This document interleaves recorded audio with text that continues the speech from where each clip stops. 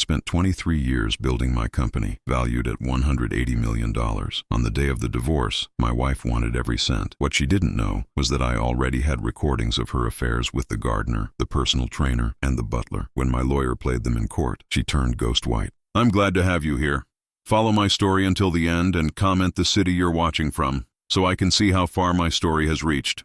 My name is Paul, and at 64 years old, I thought I had built something unbreakable. 23 years of 16-hour days, missed dinners, and sacrificed weekends had created an empire worth $180 million. My construction company had grown from a single truck and a dream into the largest commercial contractor in 3 states. I had everything a man could want: success, respect, and what I believed was a loving wife. That morning, sitting in my lawyer's office, I watched Megan across the mahogany conference table. Her perfectly manicured fingers drummed against her designer purse as her attorney spoke about equitable distribution and spousal contributions. At 44, she still turned heads wherever we went.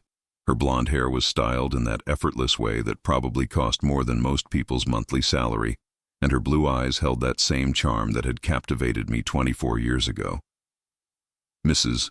Richardson has been an integral part of building this business," her lawyer declared, his voice filled with conviction. "She deserves 50% of all marital assets, including the company valuation." I felt something cold settle in my stomach. 50%, $90 million. For what? For showing up to company parties? For playing the perfect wife at business dinners? For 24 years of what I now realized had been an elaborate performance? My attorney James glanced at me before responding. "My client built this company through his own labor and vision. Mrs. Richardson's contribution to the business operations was minimal at best." Megan's eyes flashed with something I had never seen before: pure calculation. "Minimal?" she said, her voice rising slightly. "I supported Paul through every late night, every business trip, every stressful period. I was there when he wanted to give up. I was the one who encouraged him to take bigger risks, to expand." I almost laughed at the irony. She had been there, all right, but not in the way she claimed. "The house alone is worth $3.2 million, her attorney continued. "Mrs. Richardson is entitled to half of that, plus the vacation property in Aspen, the boat, and of course, her rightful share of Richardson construction." I watched her face as the numbers were thrown around like poker chips. There was no emotion there, no sadness about our marriage ending, just cold mathematics. Everything we had built together, everything I thought we had shared, reduced to dollar signs and decimal points. "Paul has always been generous," Megan said, turning to look at me directly for the first time that day. "I'm sure we can work something out that's fair to everyone." Fair. The word tasted bitter in my mouth. I thought about all the times I had worked through holidays so she could have the life she wanted. The business trips I had cut short because she said she missed me. The investments I had made in her happiness, believing that a happy wife meant a happy life. James leaned forward. "My client is prepared to offer a reasonable settlement, but we need to establish exactly what Mrs. Richardson's actual contributions were." Something shifted in Megan's expression. A flicker of uncertainty that lasted maybe half a second before that practiced smile returned. "Of course. I think you'll find that my contributions were quite substantial." I stayed quiet, letting the lawyers talk, but my mind was racing. There were things about our marriage that Megan assumed I didn't know, patterns I had noticed but chosen to ignore, coincidences that had piled up over the years until they stopped being coincidences at all. The meeting ended with scheduling another session for the following week. As we gathered our papers, Megan approached me. "Paul, we don't have to do this the hard way. We can be adults about this." I looked at her, really looked at her, probably for the first time in years. She was still beautiful, still charming, still capable of making people believe whatever she wanted them to believe. But I could see something else now, something I had been blind to for far too long. "You're right," I said quietly. "We should definitely be adults about this." She smiled, probably thinking she had gotten through to me. "Good. I knew you'd be reasonable." I nodded, but inside something had crystallized. She had no idea what being an adult really meant in this situation. She had no idea what I had discovered about her over the past 2 years, and she certainly had no idea what I was prepared to do about it. As I watched her walk away, her heels clicking confidently on the marble floor, I felt something I hadn't experienced in years. Not anger, not hurt, but clarity. Pure, cold clarity about what needed to happen next. Some truths have a way of staying buried until the exact moment they need to surface. Megan was about to learn that lesson the hard way. The drive home from the lawyer's office felt longer than usual. Every red light gave me time to think, to remember things I had pushed aside for years.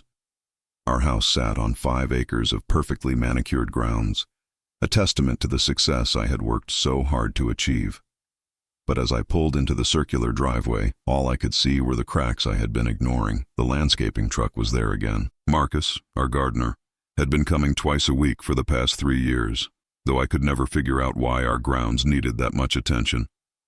He was young, maybe 28, with the kind of effortless charm that made him popular with all the wives in our neighborhood. I had hired him because Megan insisted we needed professional maintenance for our property. I sat in my car for a moment, watching through the living room windows. Megan was animated, gesturing as she spoke to Marcus by the pool. Even from this distance, I could see her body language had changed from the rigid professionalism she had shown in the lawyer's office. She was relaxed, laughing, touching his arm as she pointed toward the rose garden. The memory hit me like a punch to the gut. 2 months ago, I had come home unexpectedly from a business trip to Dallas. Flight got canceled, so I drove through the night instead of staying another day. I had walked into our bedroom at 7 in the morning, expecting to surprise Megan with breakfast in bed. The shower was running, and I could hear her voice through the bathroom door.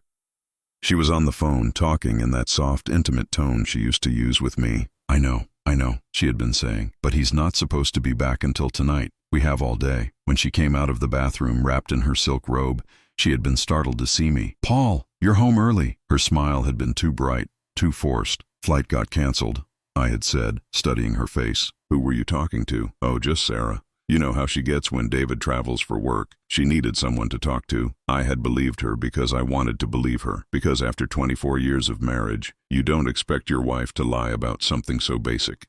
But thinking back now, Sarah's husband David worked locally. He rarely traveled anywhere. The lies had been small at first, almost unnoticeable. Megan started going to the gym more often, spending hours with her personal trainer, Derek. He's helping me train for that charity marathon, she had explained when I mentioned how often his car was in our driveway. Derek was another young man, probably 30, with the kind of confidence that comes from being in perfect physical shape. I had supported her new fitness routine because I thought it made her happy. I had even paid Derek's expensive monthly fees without question. But the marathon never happened. There was always an excuse, always a reason to postpone. Yet the training sessions continued, sometimes lasting 3 hours on days when I was traveling for work. Then there was William, our house manager. We had hired him 6 months ago because Megan said managing our household had become too much for her. William was British, sophisticated, probably 35, with the kind of accent that made everything he said sound important. He coordinated our social calendar, managed the staff, and somehow always seemed to be around when I wasn't. I had thought we were lucky to find someone so dedicated. William often worked late into the evening, long after the other staff had gone home. Sometimes I would come back from business dinners to find his car still in our driveway at 10 or 11 at night. He's so thorough, Megan would say. Really goes above and beyond to make sure everything is perfect. Now sitting in my car, I started connecting dots I had been too trusting to see before. Marcus came on Tuesdays and Fridays, always when I was at the office. Derek trained Megan on Mondays, Wednesdays, and sometimes Saturdays when I played golf. William seemed to have the most flexible schedule of all, appearing whenever Megan needed him, which was surprisingly often. My phone buzzed with a text from James, my attorney. Need to discuss some strategies before next week's meeting. Can you come in tomorrow morning at 9? I stared at the message, then looked back at the house. Through the windows, I could see Megan and Marcus had moved inside. They were standing close together in the kitchen, and she was showing him something on her phone. Both of them were laughing. I made a decision that would change everything. Instead of going inside, I drove to a small electronics store across town. The young clerk looked bored until I mentioned what I needed. Home security system? He asked. Like cameras? Audio recording, I said quietly. Very discreet, something that won't be noticed. He showed me several options, explaining the battery life and storage capacity of each device. They were smaller than I had imagined, about the size of a shirt button, with adhesive backing that could stick to almost any surface. How long do these record? I asked. This model can go for up to 72 hours on a single charge, he explained. Voice activated, so it only records when there's sound. And it uploads everything to a secure cloud server, so even if someone finds the device, the recordings are safe. I bought 3 of them. Driving home, I felt like I was betraying 24 years of marriage, but I also felt like I was finally waking up from a dream that had been slowly turning into a nightmare. The signs had been there all along. I had just been too busy building an empire to notice that my own home was being invaded. When I walked through the front door, the house was quiet. Megan was in her office, door closed, talking on the phone again. I could hear her voice through the wall, that same soft, intimate tone I had heard that morning 2 months ago. I went to my study and sat behind the desk where I had planned business strategies that had made us millions. Now I was planning something entirely different, something that might save me from losing everything I had worked for to someone who had never deserved any of it in the first place. The next morning, while Megan was at her yoga class, I would begin discovering exactly who my wife really was. The small recording device felt heavier than it should have as I held it in my palm that Tuesday morning. Megan had left for her yoga class at 8:30, which gave me about 2 hours before she returned. I knew Marcus would arrive around 10, just like he had every Tuesday for the past 3 years. I placed the first device under the edge of the kitchen island, where the granite overhang created a perfect shadow. The adhesive backing held firmly, and unless someone was specifically looking for it, the tiny recorder would remain invisible. The second device went in the living room, attached to the underside of the coffee table. The third I saved for later.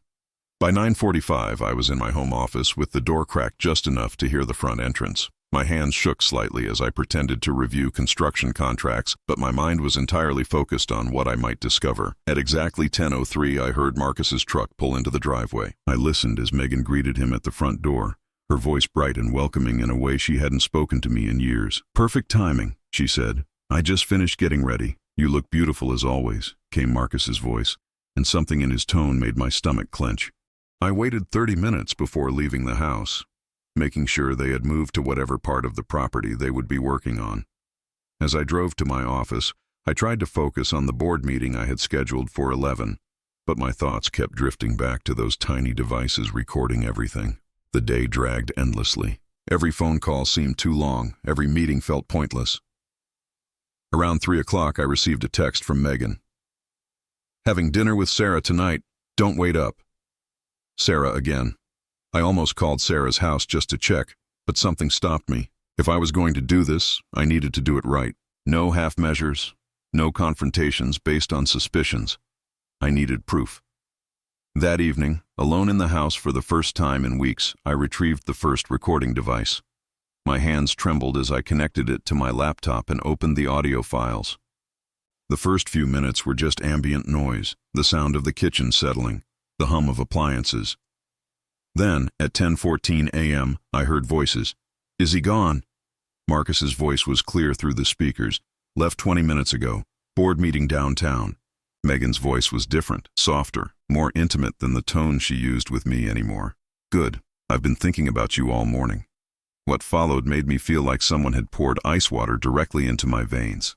The conversation quickly moved from flirtation to planning, and it became clear this wasn't a recent development. They talked about my travel schedule like they had memorized it. They discussed which days were safest, which rooms in the house had the best privacy. "He suspects nothing," Megan said at one point, and I could hear the cruel amusement in her voice. 24 years, and he still thinks I married him for love. "What did you marry him for?" Marcus asked, and even he sounded curious.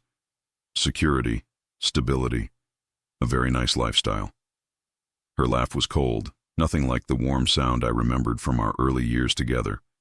Though I have to admit, the lifestyle keeps getting nicer.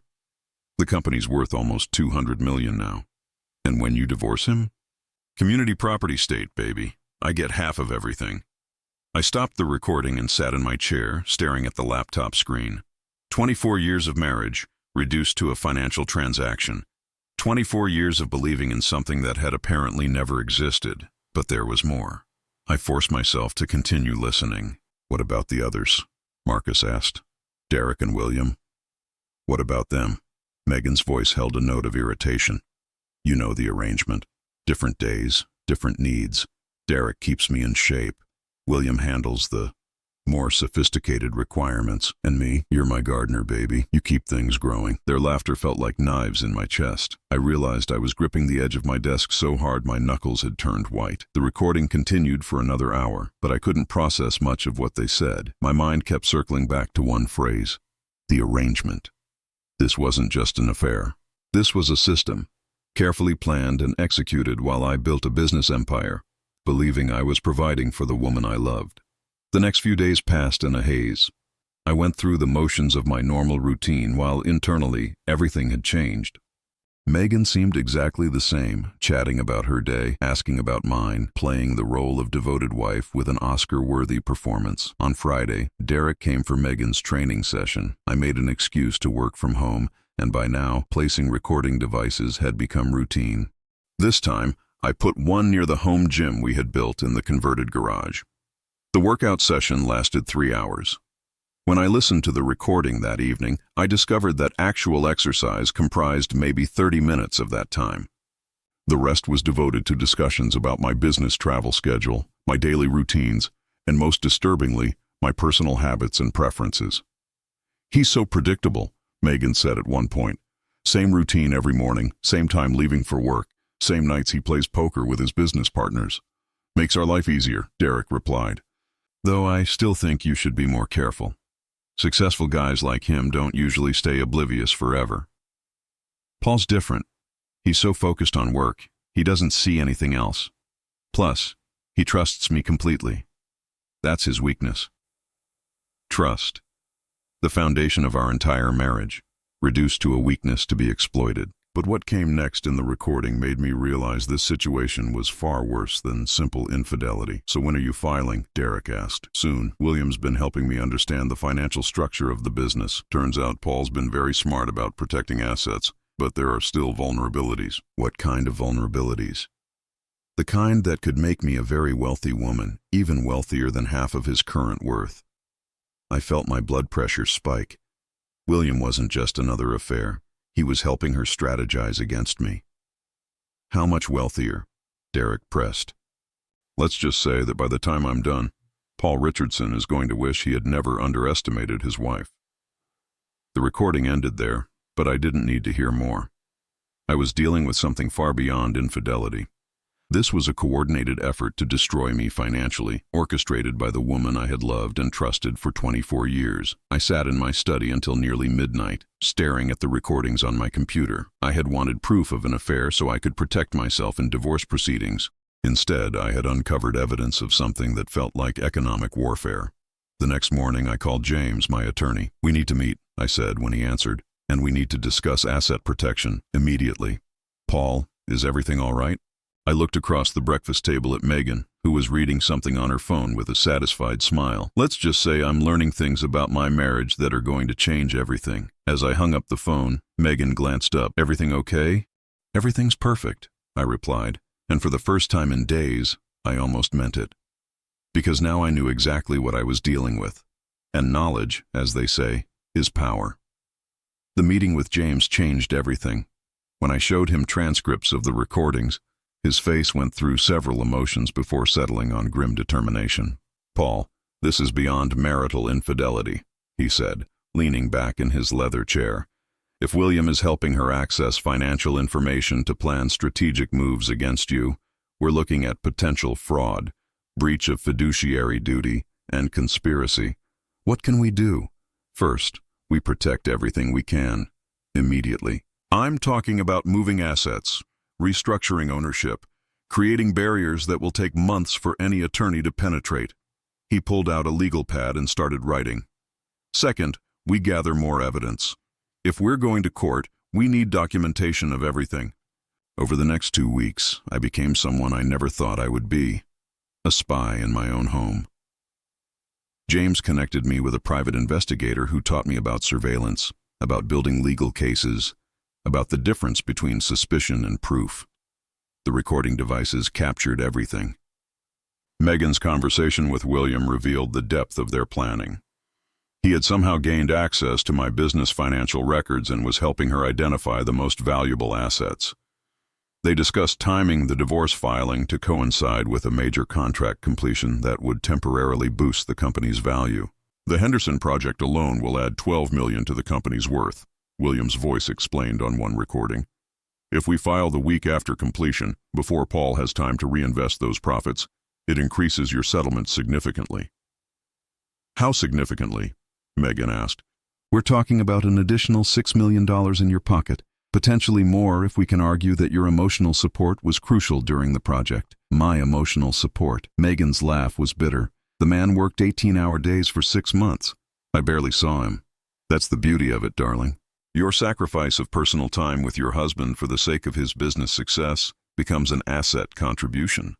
I listened to that conversation 3 times, each replay making me angrier. They were twisting my dedication to providing for our family into evidence of her contribution to my success. But the most devastating recording came from a dinner party we hosted for my business partners 2 weeks later. I had placed a device in our dining room, initially just to capture any conversations Megan might have with the staff. Instead, I recorded something that nearly broke me.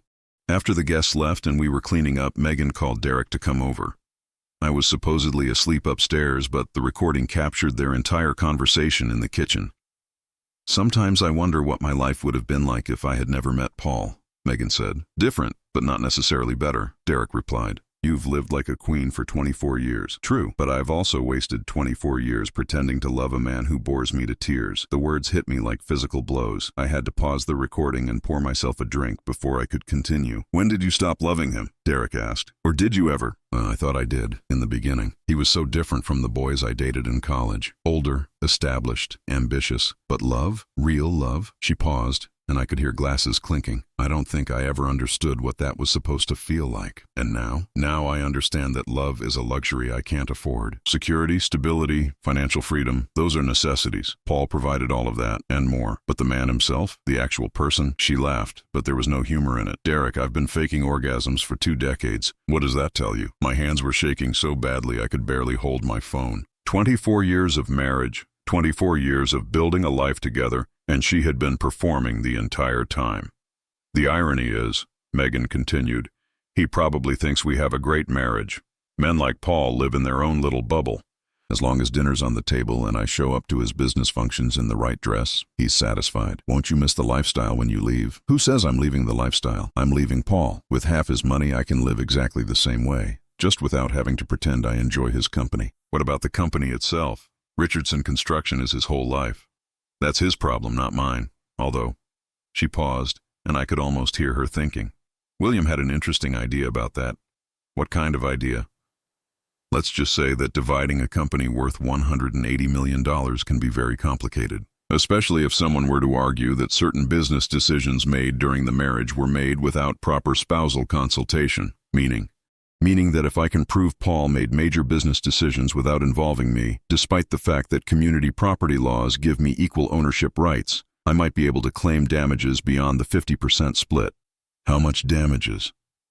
William thinks we could potentially claim the entire company. I stopped the recording and sat in stunned silence. They weren't just planning to take half of everything I had built. They were planning to take it all. The next morning, I called James and asked him to meet me immediately. When I shared this latest recording, his expression went from concern to alarm. Paul, we need to move fast. If they're planning to claim the entire company, we need to create legal barriers right now. What kind of barriers? Asset restructuring, family trusts, offshore protections, things that will take years to unravel, even with the best attorneys. He started making notes frantically. How much time do we have? Based on their conversations, they're waiting for the Henderson project to complete. That's about 6 weeks. Then we have 6 weeks to build a fortress around everything you've created. As I left James's office, I felt something I hadn't experienced since the early days of building my business. The thrill of a strategic challenge. Megan and her accomplices thought they were playing chess while I was playing checkers. They had no idea that I had been listening to every move they planned to make, but I still had one more recording device to place, and I was saving it for the most important conversation of all.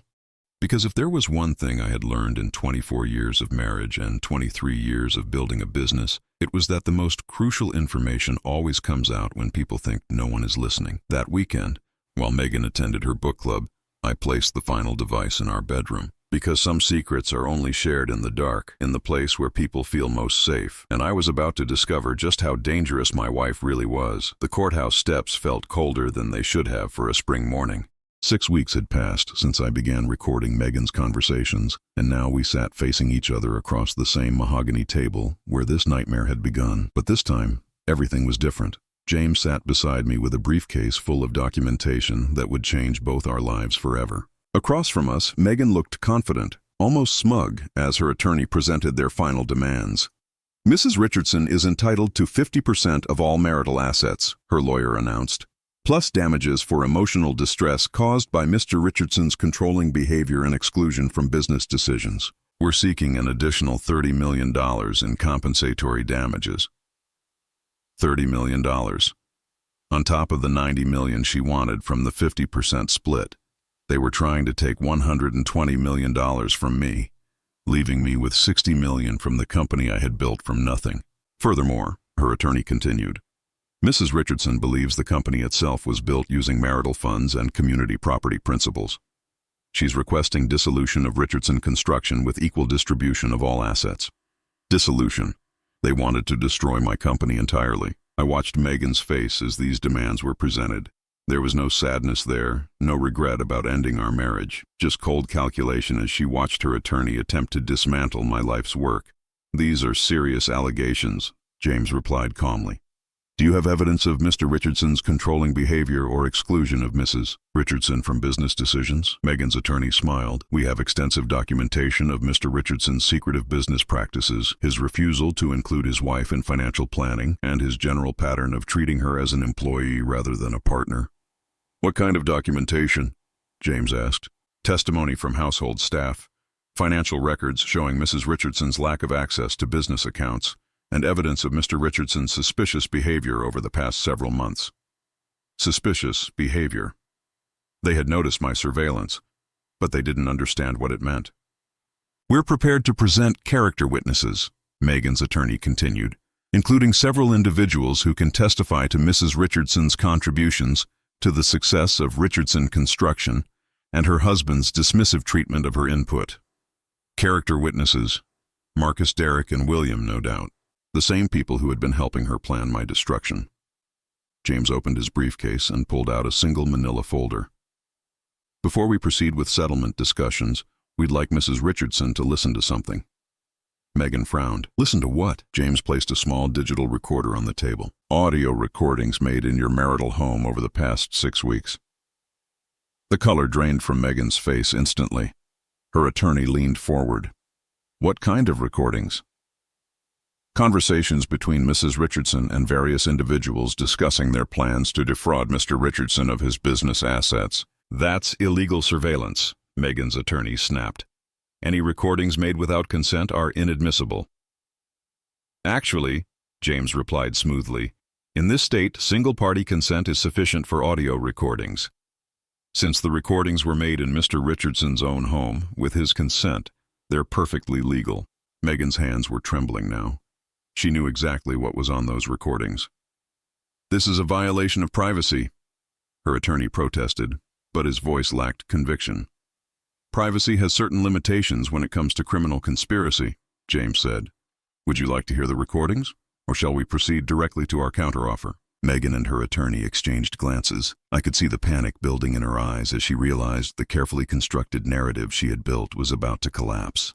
"Play them," Megan said quietly. Her voice was barely above a whisper. James pressed play on the first recording.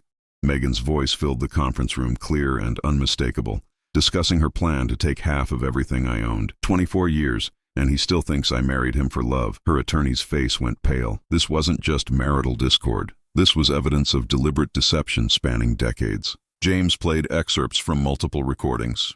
Megan's conversations with Marcus about my travel schedule. Her discussions with Derek about my personal habits and weaknesses. Her planning sessions with William about accessing my financial records and timing the divorce filing for maximum financial impact. But the worst was yet to come.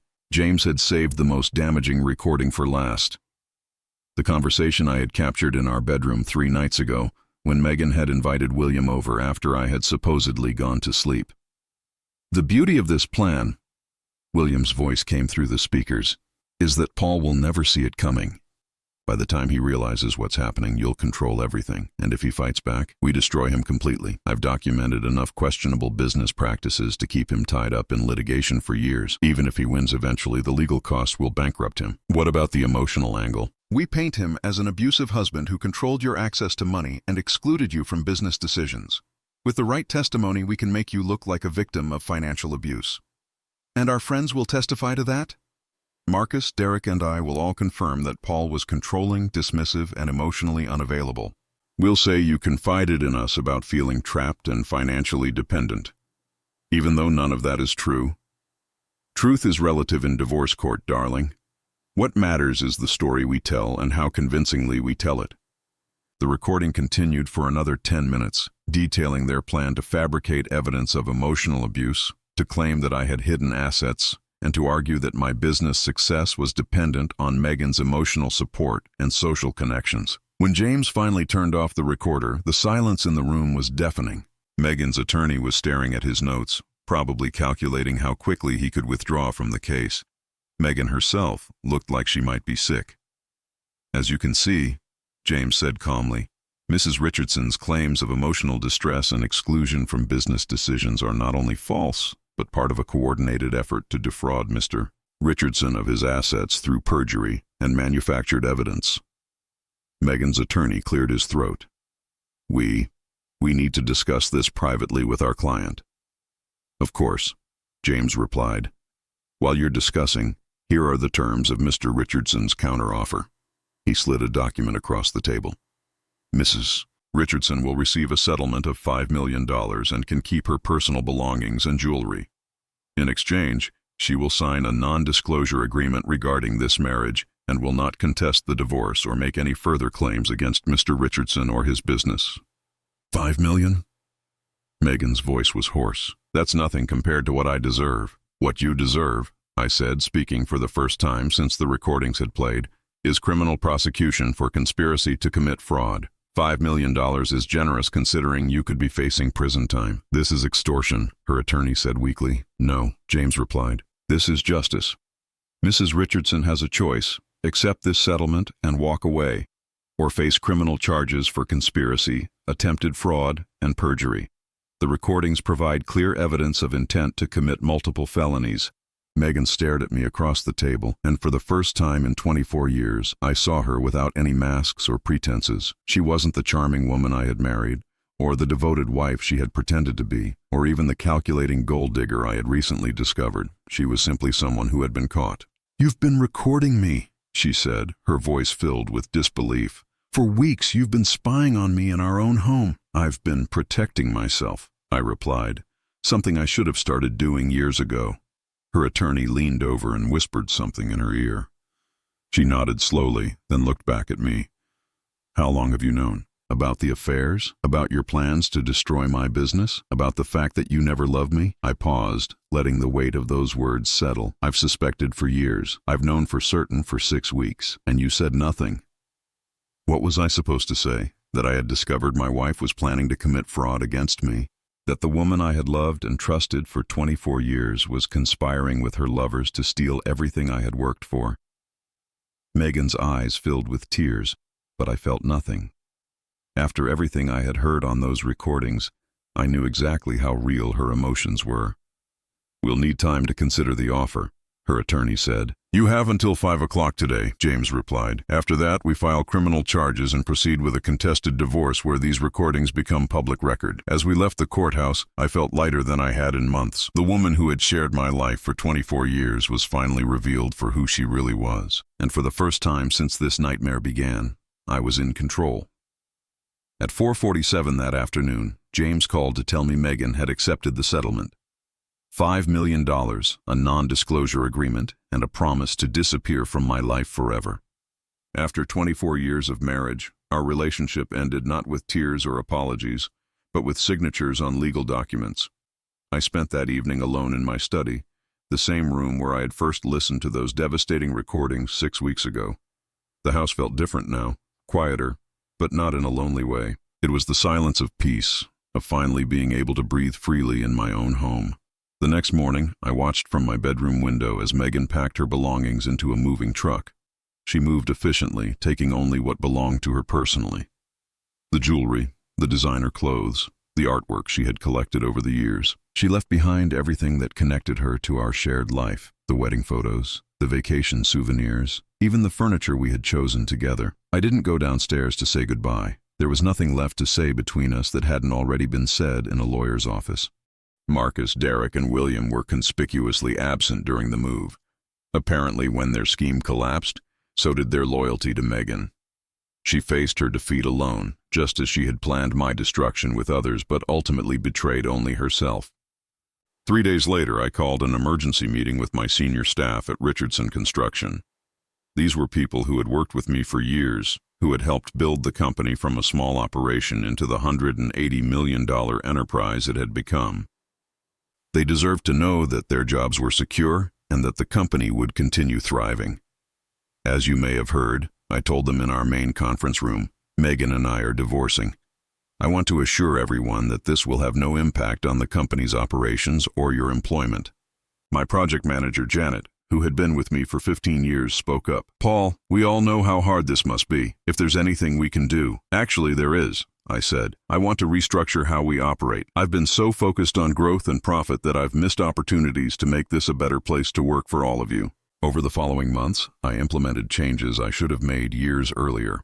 Profit-sharing plans for long-term employees, more flexible scheduling for people with families, a company daycare center for employees' children, investment in training programs that would help my people advance their careers.